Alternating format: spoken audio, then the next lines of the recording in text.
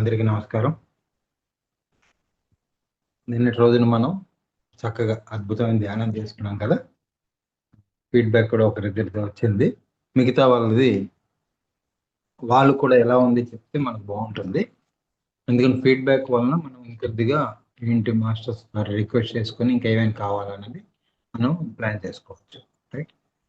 కణాలతో సంభాషణ అనేది అలాగే మనకు ఇచ్చిన కొత్తలో ఈ లాస్ట్లో ఈ కమెంట్స్ కానీ కాంతిని తీసుకోవడం అన్నది లేదనమాట. మొదట్లో ఆ కాంతిని తీసుకోవడం తర్వాత యాడ్ అయింది. మొదట్లో ఏంటంటే ఆ కృతజ్ఞతలు చెప్పడము, థ్యాంక్ యూ చెప్పడం, ఆ ప్రేమ చెప్పుకోవడం ఇంతవరకే ఉండేది.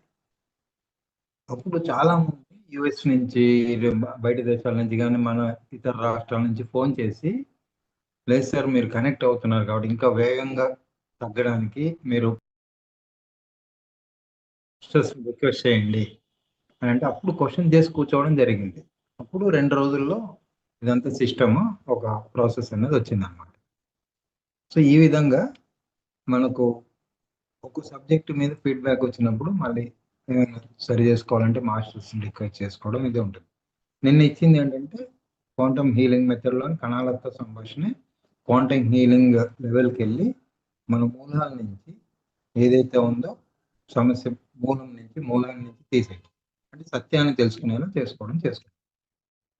సో ఇక్కడ అందరికీ ఒక ప్రశ్న, మాస్టర్స్ అందరూ కొద్దిగా కనెక్ట్ అవ్వాలంటే అట్లీస్ట్ కొంతమంది వీడియో ఆన్ చేసుకుంటే బాగుంటుంది. అంటే ఎనర్జీ సైకిల్ అనేది బాగుంటుంది. ఓకే, ఎనర్జీ ఆన్ చేసుకుంటే మనకి ఎంతో చక్కగా ఎనర్జీ ఫ్లో కూడా జరుగుతుంది, మనలో ఎంతో క్లీనింగ్ జరుగుతుంది ఫ్రెండ్స్. అంటే ఎందుకంటే కనెక్టివిటీ ఏర్పడుతుంది, నెట్వర్క్ కనెక్టివిటీ అంటే ఎనర్జీ కనెక్టివిటీ అనేది ఏర్పడుతుంది. ఓకే, ఎందుకంటే అప్పుడు మీకు ఇంకా హీలింగ్ ప్రాసెస్ అన్నవి కానీ నాలెడ్జ్ షేరింగ్ లో ఉన్న ఎనర్జీ ఫ్రీక్వెన్సీ అన్నది బాగా అందుతుంది అనమాట. మాస్టర్ ద్వారా కనెక్ట్ అయినట్టే. డైరెక్ట్ ఆఫ్లైన్ లో మనం మాస్టర్ దగ్గర కూర్చుంటే ఎలాగో వీడియో ఆన్ చేసుకుంటే అలా ఉంటుంది. రైట్. అందుకు అట్లీస్ట్ కొంతమంది అయితే కొంత నెట్వర్క్ అనేది తయారవుతుంది. మిగతా వాళ్ళు మెల్లిగా వాళ్ళ అనుకూలతను బట్టి జాయిన్ అవ్వండి. ఓకే, ఇక్కడ ముందు ఒక ప్రశ్న అడుగుతాను.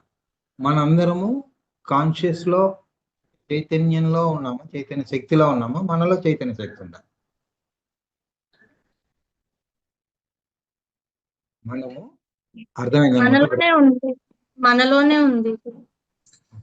ఇంకెవరైనా ఇంకొకరిద్దరు రెస్పాండ్ అవ్వండి. మనము చైతన్య శక్తిలో మనం ఉన్నామా, మనలో చైతన్య శక్తి ఉందా? కొద్దిగా ఉంటుంది ప్రశ్న, జాగ్రత్తగా ఆలోచించండి. ఓకే, సరే. ఇంకా ఇబ్బంది పెట్టను, ఎందుకంటే మళ్ళీ ఐఐటి క్వశ్చన్లో ఉన్నట్టుంది ఇది. సో చాలా ఫ్రెండ్లీగా ఉండండి, హ్యాపీగా. ఎందుకంటే అందరూ ఫ్రెండ్సే ఇక్కడ, ఎవరు మాస్టర్, అందరూ మాస్టర్లే. రైట్. అందుకే సార్ ముందే అంటే మై డియర్ ఫ్రెండ్స్ అంటారు. బద్రి సార్ కదా, బద్రి సార్ ఒకసారి మనస్ఫూర్తిగా ఇంకోసారి కృతజ్ఞత తెలియజేసుకుందాం. ఎందుకంటే ఇంతమందిని కలిపారు కదా, ఎక్కడెక్కడ ఉన్నాం మనం, ముఖాలు కూడా చూసుకోలేదు ఇప్పటి వరకు కదా. అందరూ కలుస్తున్నామా లేదా? ఇంత ఆత్మ బంధువులుగా అయ్యాం కదా, సార్ వలన అయ్యాం. సో ఇక్కడ చైతన్యం అంతటా ఉంది. విశ్వం అంతా చైతన్యం ఉందిగా, ప్రతి దగ్గర ఉంది, ప్రతి వస్తువులో ఉంది. మీరు కూర్చొని చైర్లో కూడా చైతన్యం ఉంది. స్థాయి అంటే లెవెల్స్ తక్కువ ఉంటాయి. మనుషుల్లో హైయెస్ట్గా ఉంటే, జంతువుల్లో కొంచెం తక్కువ, ప్లాంట్స్లో ఇంకొద్దిగా తక్కువ, రాళ్ళలో ఇంకొద్దిగా తక్కువగా కదా, ఇలా వస్తువుల్లోకి వచ్చేసరికి ఇంకొంచెం తక్కువ. స్థాయిలో మార్పు అంతే. ఎనర్జీ అనేది ప్రతి దాంట్లో ఉంది. దాన్ని కూడా ఉదాహరించండి. ఇక చైతన్య శక్తి అనేది మీరు కూర్చునే ఉంది. బాగా పాతగా అయిపోయాక కొన్నాళ్ళు బయట పెట్టినప్పుడు కూడా ఎప్పుడైనా ఇలా పట్టుకోగానే మన చేతికి విరిగిపోయి వచ్చేస్తుంది, ప్లాస్టిక్ కుర్చీ అయితే చూసే ఉంటారు మీరు కదా. లేదా కొన్నాళ్ళకి పొరలుగా విడిపోతూ ఉంటుంది కదా. అలాగే రాళ్ళని చూడండి, ఎక్కడైనా ఒక్కొక్క రాయి ఇలా పొరల్లా ఉండి ఇలా అనగానే పొడిలా పిండిలాగా అయిపోతుంది. ఇందుకు దాంట్లో చైతన్యం తగ్గిపోయింది అనమాట. దాని లైఫ్ అయిపోయింది. లైఫ్ అంటాం మనం, లైఫ్ ఫోర్స్ అంటాం. చైతన్య శక్తి అది. ఆ చైతన్యం ఎప్పుడైతే తగ్గిపోయిందో దాని అయిపోయినట్టే, దాని టర్మ్ అయిపోయినట్టు. అలా మనలో కూడా ఆ చైతన్య శక్తి ఉన్నతంగా ఉంది. మనం పుట్టినప్పటి నుంచి ఒక వస్తువు కానీ, చెట్టు కానీ ఏదైనా పుట్టినప్పుడు నేను విత్తనం ఉంది ఉదాహరణ చెప్పాను కదా! విత్తనంలో కూడా ఆ చైతన్య శక్తి దాగి ఉంది. ఎప్పుడొస్తుంది దానికి అనుకూలమైన వాతావరణం ఉన్నప్పుడు దానిలో చైతన్య శక్తి ప్రకటితం అవుతుంది. అంటే ప్రకటితం అంటే ఎక్స్‌ప్లోర్ అవుతుంది. అంటే అది వృక్షం రూపంలో, ఇంకో రూపంలో బయటికొస్తుంది. మనలో ఉన్న చైతన్య శక్తి కూడా వివిధ రూపాల్లో బయటకొస్తుంటుంది. కానీ దాన్ని ఏ మార్గంలో మనం బయటికి ఉపయోగించాలి? మన ఆలోచనలను సరైన దిశలో తీసుకెళ్తున్నామా లేదా? ఈ చైతన్యం అన్నది సరైన దిశలో ఉపయోగిస్తున్నాం. సరైన దిశలో ఉపయోగించినప్పుడేమో ఆత్మ ఉన్నతిని పొందుతాం. సరికాని దిశలో వెళ్ళినప్పుడు మనలో ఎనర్జీ లెవెల్స్ తగ్గినట్టు అనిపిస్తుంది. తగ్గడం అంటే అక్కడ నెగెటివ్ ఎనర్జీ అటునుంచి వచ్చే నెగెటివ్ ఎనర్జీ మనల్ని చుట్టుముట్టేస్తుంది. అంటే ఒక దీపానికి అద్దానికి మసి పడితే ఎలా ఉంటుంది? లోపల దీపం వెలుగుతుంది. వెలగటం లేదా అంటే వెలుగుతుంది. కానీ వెలుతురు తక్కువ వస్తుంది కదా! అలాగా లోపల మన చైతన్యం ఉంది గానీ, ఆ చుట్టూ కూడా బయటి ప్రపంచంలో ఉన్న ఈ పరిస్థితులు గానీ, మనసు ఒక ఆధీనంలోకి వెళ్ళడం వల్ల మనం ఏం చేస్తున్నాం? వాటికి అటాచ్ ఆత్మ వైపు వెళ్ళకుండా బాహ్యంగా పరిగెడుతున్నాం.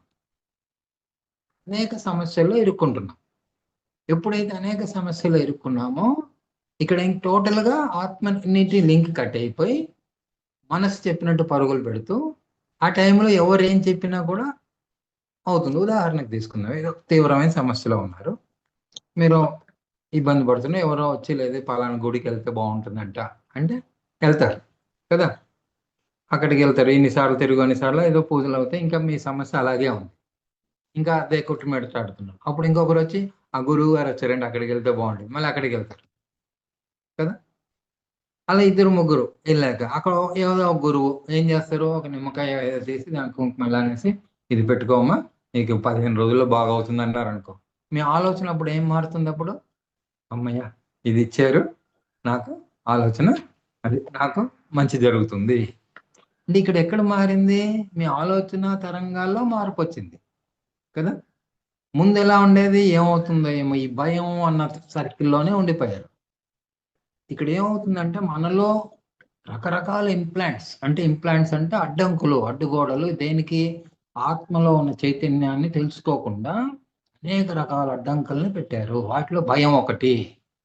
ఆ భయానికి సంబంధించి మిగిలిన కోపం. అన్నిటికంటే వీటన్నిటికి హెడ్ ఎవరంటే అహంకారం.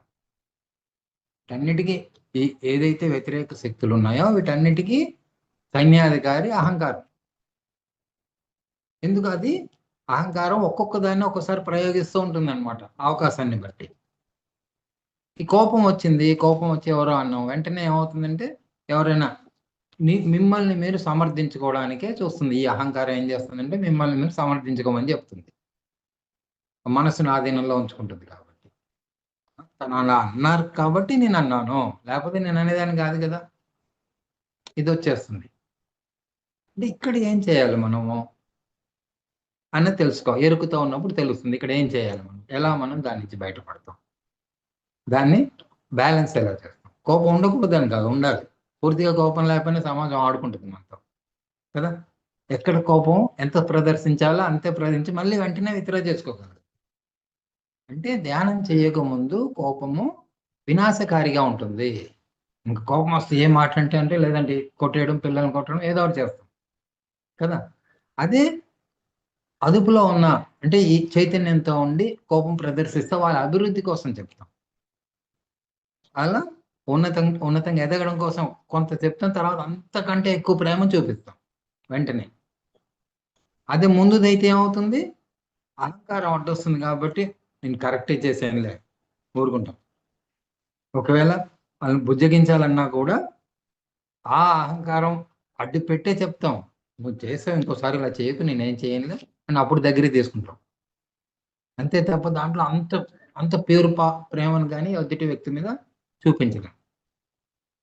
ఎప్పుడైతే చైతన్య శక్తిని మనం తెలుసుకున్నామో, ఆ చైతన్య శక్తిలో ఉన్నదంతా కూడా దైవిక గుణాలు.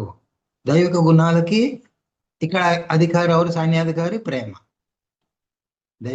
దైవిక గుణాలకున్నది ప్రేమ. అంటే ఇక్కడ అహంకారము, ప్రేమ మధ్య యుద్ధం అనుకున్నప్పుడు, అహంకారం ఒక్కొక్కటి ప్రయోగిస్తుంటదనమాట. అయితే ఇక్కడ మనిషి ఎందుకు లొంగిపోతున్నారు అన్నిటికి? ఏది? ఈ వ్యతిరేక శక్తులకి అంటే ఈ చైతన్యాన్ని గుర్తించలేకపోవడం వలన